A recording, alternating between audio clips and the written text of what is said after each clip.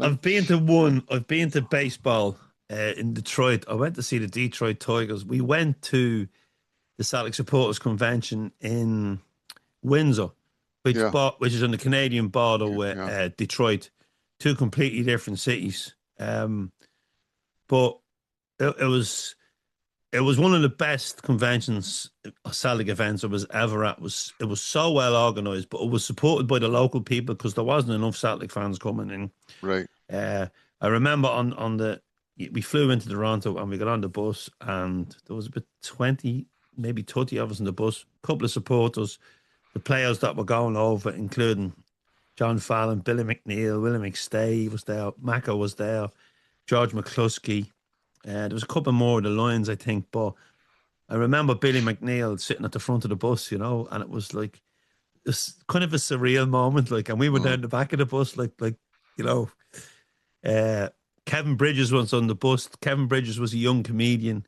He was starting out. He was supposed to be the support act to Patrick Rowlands, and right, there was another Scottish comedian, John Gillick, I think his name was.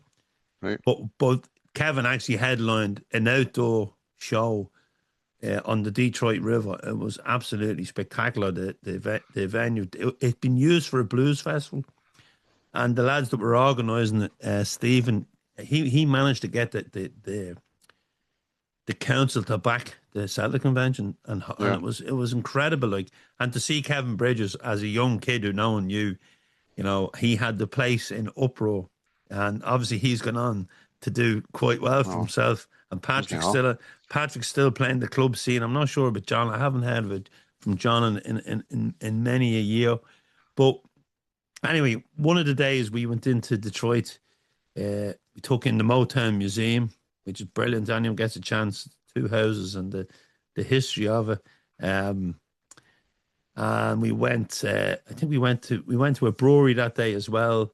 Went to the Car Museum. We've done all the tourist stuff, and then we ended up at a baseball game. But we're in this mini brewery, which you can see the stadium. So I said, "What time are we going to the game?"